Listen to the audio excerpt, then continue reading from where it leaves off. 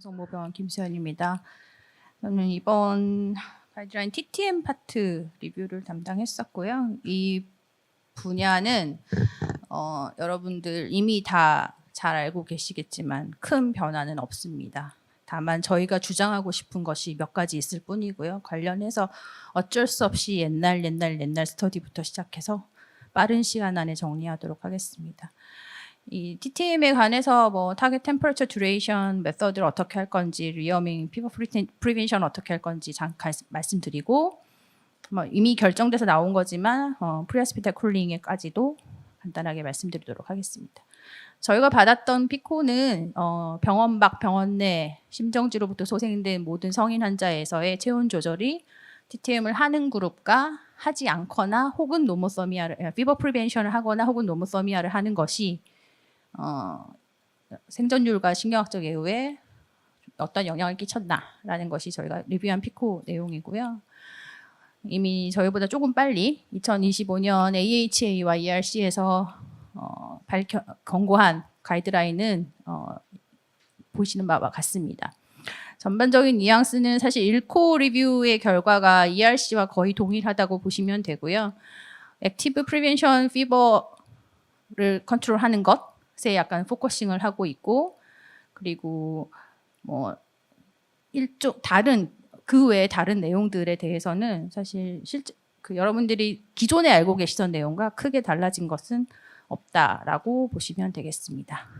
그러면 저희는 2020 한국 심폐소생술 가이드라인에서 일단 TTM을 권고했습니다. 권고했고, 이것은 아주 오래전부터 시작됐던 하카그룹에서부터 진행된 랜드마크 스터디로부터 시작이 되고요.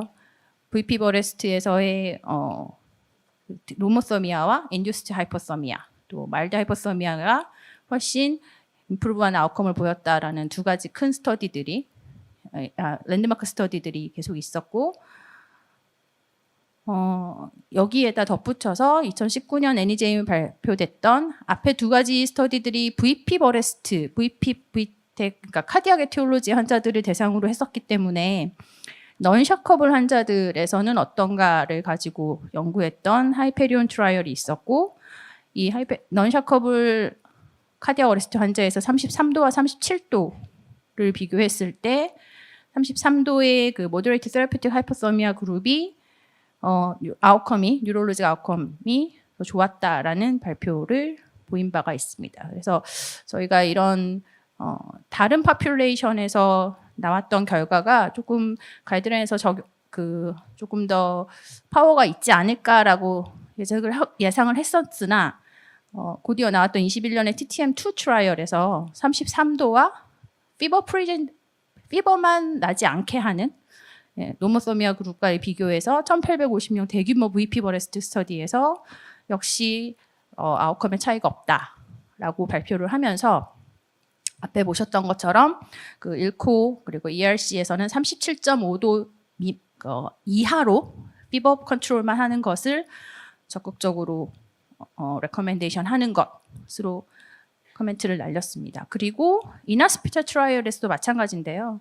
249명의 그 IHCA 환자들, 독일에서 진행된 RCT였고, 하이퍼서미아와 노모서미아 역시나 비교했었고요. 양군 간의 아웃컴의 차이는 없다라고 밝힌 바 있습니다. 그래서 저희가 그럼 TTM 하지 말라는 건가? 라는 질문들을 계속해서 할 수밖에 없었고요. 그럼에도 불구하고 우리나라의 현 상황, 요 레지스트리가 다 반영하는 것은 아니지만 이 외에도 여러 가지 우리나라에서 나왔던 여러 가지 스터디들을 좀 디스커션 해본 결과, 일단은 VP, VTEC 그 샤커블 리듬이 너무 적고, 그 외에도 위트니스나 바이스탠드 CPR이 기존에 지금 이루어졌던 RCT들과 비교했을 때 월등히 낮다는 점. 우리나라의 스터디 파퓰레이션은 지금 외국에서 보여주고 있는 여러 가지 결과들을 다 반영하기가 어렵다라고 판단해서 일단은 TTM 하지 않는 것 혹은 피버 프리벤션만을 레커멘드 하기에는 조금 위험하다. 네, 그 정도로 저희가 의견을 모았습니다. 그래서 TTM은 반드시 할 것을 권고하자라고 강한 권고를 드렸고요. 그렇다면 TTM을 몇 도로 할 것인가 저희가 2020에서는 32도에서 36도로 약간 브로드하게 타겟 템퍼레처를 보여드렸었는데요. 이거는 이제 33도와 36도를 비교했던 TTM 트라이얼, 첫 번째 TTM 트라이얼 950명을 대상으로 한 OHCA 환자에서 33도와 36도가 차이가 없었다라고 발표된 바가 있고, 그 외에도 그 이전에 나왔던 스터디도 있었고 이후에도 마찬가지지만 32, 33, 34를 각각 32와 33, 33과 34, 32, 34 이렇게 세 군을 비교했던 RCT도 있었고, 31도와 34도를 비교해서 자마에 2021년에 실렸던 그룹도 페이퍼도 있었고요. 그리고 32도와 34도를 비교한 각각의 타겟 템퍼레처를 가지고 디퍼런시에이션이 있을 때 어떤 차이가 있는지를 굉장히 많이 연구를 하셨지만 이 모든 것들이 차이는 없다라고 계속해서 나오고 있습니다. 그리고 유일하게 아까 앞에서 보셨던 넌셔커블 환자에서 33, 37에서 33이 유리하다라는 정도를 보이고 있고요. 이거는 우리나라에서 사실 저희 레지스트리로 발표했던 논문에서도 프로펜시티 매칭을 했지만 그때도 사실은 아웃컴에는 차이가 없었다라고 나온 바가 있긴 합니다. 그럼에도 아까 앞에서 다시 보여드렸지만 우리나라는 다른 나라와 스터디 파퓰레이션이 다르기 때문에 저희가 레컴하고 싶은 것은 33에서 37.5도, 그러니까 여러 스터디를 다 봐도, 그리고 우리나라의 프랙틱스를 조금 봐도 32도를 타겟으로 하는 TTM을 하시는 그룹은 거의 없었거든요. 거의 안 나와서 저희가 드리는 타겟 템퍼레처는 33에서 37.5, 그러니까 피버 프리벤션을 포함해서 조금 더 브로드하게 가져가되, 대신 하위 집단에 대한 것은 불분명하지만 그러나 넌샤커블 OHCA 환자에서는 33도로 할 것을 권고드리기로 했습니다. 그리고 또 하나가 로스크가 됐는데 환자가 이미 저체온인 경우라면 굳이 정상 체온으로 액티브 리워밍을 하지는 않는다. 이 두 가지를 목표 체온과 함께 권고드리고 있습니다. 그러면 얼마나 유지할 것인가인데요. 2020에서는 최소 24시간 유지할 것을 권고했고, 17년에 자마에 실렸던 TTH 48, 그러니까 48시간과 24시간을 비교한 메인터넌스를 기간을 달리했던 RCT에서 역시나 서바이벌의 뉴럴로직 아웃컴에 차이는 없었고, 그리고 일본에서 발표된 클러스터 랜더마이즈 트라이얼을 했는데 185명의 OHCA 환자로 12시간에서 24시간 한 그룹과 36시간을 메인테인 한 그룹에서도 사실 아웃컴에서 각각은 차이가 없다라고 밝힌 바가 있었습니다. 그래서 이런 스터디들을 베이스로 해서 바탕으로 기존에 저희가 2020에서도 권장했던 최소 24시간 이상을 유지한다. 이것보다 더 길게는 얘기를 하지는 않았고요. 그래서 최소 24시간을 유지할 것을 권장하게 되었습니다. 그러면 이제 메서드를 어떻게 할 것인가가 문제인데요. 2020에서는 단일한 어떤 방법은 없고, 다만 IV 셀라인, 그러니까 콜드 셀라인을 이용하는 것은 권고하지 않는다. 이 정도 수준이었던 것 같고요. 이후에 2020년에 두 가지 시스테매틱 리뷰가 나왔는데요. 하나의 결과는 인트라바스큘러와 서피스를 비교했을 때 인트라바스큘러 쿨링이 사실 뉴럴로직 아웃컴을 조금 더 개선시키더라라고 나왔는데, 같은 해 비슷한 시기에 나왔음에도 불구하고 또 다른 하나는 서바이벌이나 뉴럴로직 아웃컴과 관련이 없다. 이런 템퍼레처 매니지하는 방법에서의 어떤 쿨링 메서드는 차이가 없다. 이렇게 결과가 좀 애매하게 나오기도 했고, 그래서 저희가 아하나 일코 리뷰나 아하 그리고 ERC와 마찬가지로 서피스 쿨링과 인트라바스큘러 쿨링을 두 가지는 어떤 것으로 해도 상관은 없다. 다만 피드백 시스템이 가동되는, 그러니까 요즘 여러분들 대부분 쓰고 계시는 지금 기계들 템퍼레처를 읽어서 피드백을 할 수 있는 온도 조절 장치를 사용할 것을 권고드리게 되었습니다.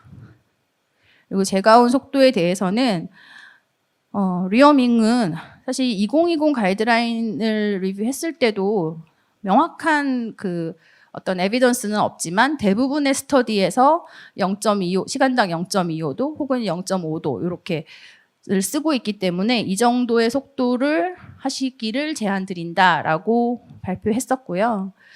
이후에 2021년에 크리티컬 케어에 이제 50명의 샤커블 OHCA 환자들을 대상으로 해서 0.5도, 0.25도 리어밍을 하는 싱글 센터 RCT가 발표됐고, 요 페이퍼에서는 어쨌든 아웃컴에 또 차이가 없음이라고 나왔고요. 그래서 사실 아직 저희가 이런 리어밍 속도, 이게 파일럿 스터디이기도 하고요. 사실 리어밍 속도에 대해서는 명확한 에비던스를 찾을 수가 없기 때문에 뭐 그 자체를 가이드라인에 다시 언급하지는 않기로 했습니다. 그래서 리어밍 속도에 대한 언급은 이번 가이드라인에서 저희는 없습니다. 반면에 이제 피버 프리벤션은 언제까지 할 거냐. 피버 프리벤션을 해야 된다는 건 알겠는데 정상 체온에 도달한 후에 혼수 상태가 지속되는 환자들은 2020년에 자발순환 회복 후 72시간까지 피버 컨트롤을 해라라는 것을 레커멘데이션 했었고 23년 NEJM에 789명의 카디아코즈 OHCA 환자들을 대상으로 36시간을 그 피버 프리벤션 했던 그룹과 72시간까지 피버 프리벤션 했던 그룹, 두 그룹을 비교한 결과에서 양군 간의 차이는 없는 것으로 발표가 됐었고, 이런 에비던스들을 바탕으로 해서 앞쪽에 말씀드렸던 72시간 이상 컨트롤 하는 것에서 이번 저희가 2025년 한국 가이드라인에서는 36에서 72시간 동안 발열을 적극적으로 예방하는 것을 권장드리고 있습니다. 마지막으로 병원적 냉각, 그러니까 프리하스피탈 쿨링에 관해서는 이미 사실 그 여러 가지 스터디들이 오래전에 나왔었고요. 그리고 2020 가이드라인에서 이미 권장하지 IV 콜드 셀라인을 이용한 프리하스피탈 쿨링에 대해서는 권고하지 않는 것으로 이야기를 했었는데요. 이 스터디들의 사실 베이스가 되는 것들은 예전부터 이런 프리로스크, 그러니까 인트라 어레스트 시기에 쿨링하는 것에 대한 트라이얼들, 역시 네거티브 스터디였고, 그리고 1,359명의 환자들을 대상으로 한 역시 마찬가지로 이거는 콜드 셀라인과 여러 가지 메디케이션을 인트라 어레스트 상황에서 주는 것이었고, 여기서도 역시 마찬가지로 그 아웃컴에는